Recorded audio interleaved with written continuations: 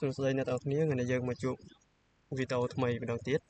ដែលយើងនឹងនិយាយពី lecture note ទី5ថ្ងៃនេះយើងនិយាយពី user ហើយនិង group management នេះគឺជា comment ដែលយើងនឹងត្រូវអនុវត្តនៅពេលបន្តិចទៀតអូខេយើងចូលទៅ computer យើងមកគេដើម្បីយើងអនុវត្តដើម្បីបង្កើត group ហើយនិង user បានយើងត្រូវទៅចូល login ជា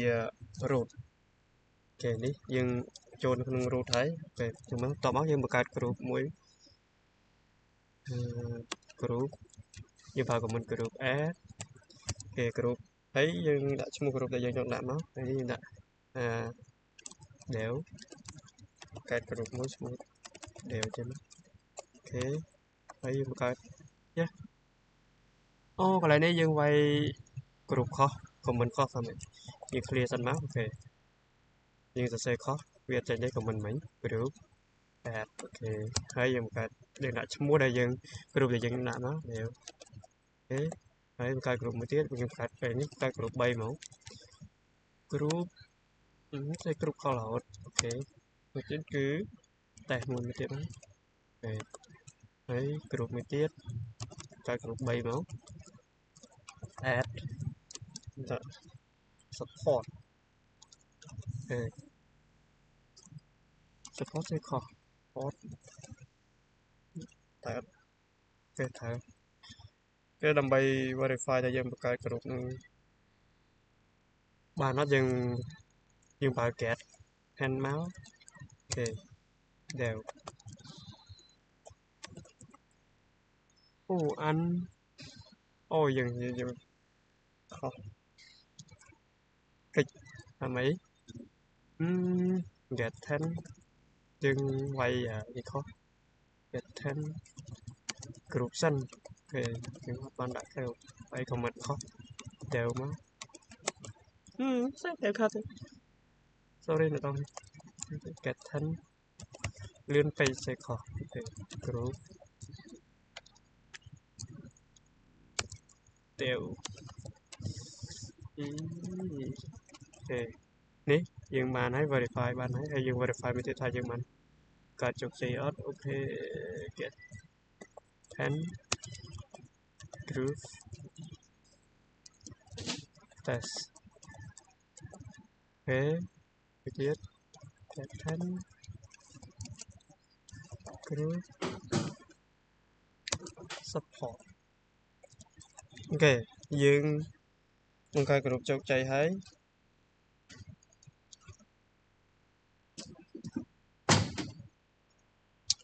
យើងបង្កើត group ហើយយើងបង្កើត user យើង create user មកយើងបង្កើត user យើង comment user user add អូខេយើងបង្កើត user ទៅ user ទៅ dev user user dev start ចឹងបាត់ទៅក្នុង group dev អូខេ dev start អូខេ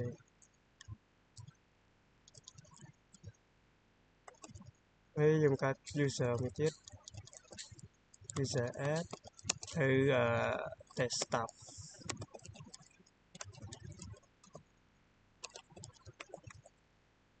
អូខេ user មួយទៀត add ទៅ support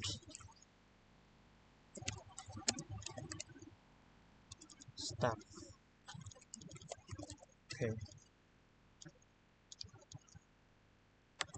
ហើយយើង set password ទៅឲ្យ user យើង set password ឲ្យ user យើងវាយ comment password pass wd dev start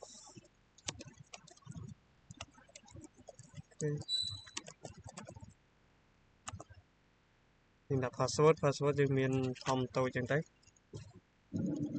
មានអក្សរយើងជា strong password អូខេ chẳng những này nó đều bảy ok bad password ok anh ấy dừng vì đã strong nhưng đã strong password đó làm mấy bad password password là lọ chứ đã thân đó bảy ok successful dừng tại một tiết password từ our user test một tiết okay.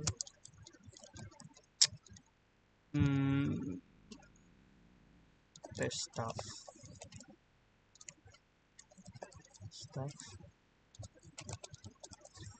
ok nhưng nó test lại từ vay tới khó tới test vậy okay. Test verify nhé ok nhưng mà password từ 1 tiết từ user support 1 tiết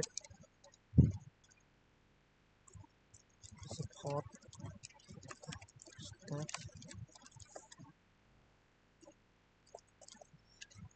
thì này password nó mình test support này đây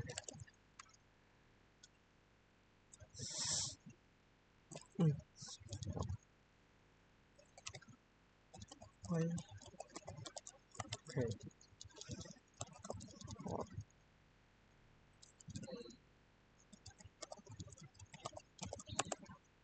ôi khó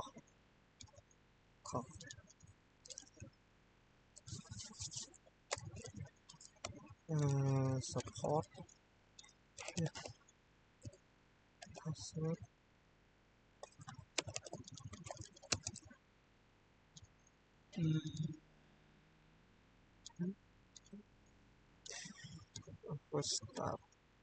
password stop support stop ai change password cóทำไมมั้ง new password มันnhư vậy khó vậy okay. verify support là vậy khó thứ yes chặt chẽ vậy ok làm bài verify từ ID đều stuff này staff group okนี่โอ้ยังตอนเชงทั้งยังตอนเชงset password เขายังเชงตัว primary key វិញ primary group ยังไว้ common ដើម្បីเชงยังไว้ user mode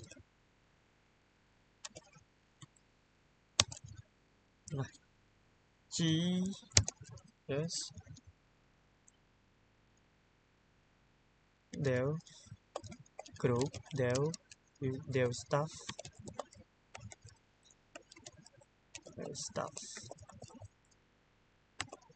okay điยังเชงtiếp user mode G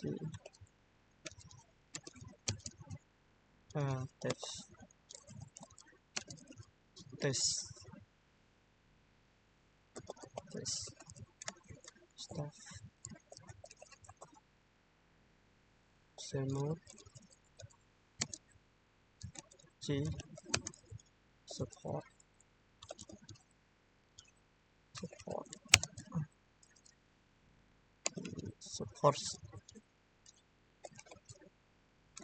stuff lần này dừng verify ID hãy nâng đều staff đâm bay verify nữa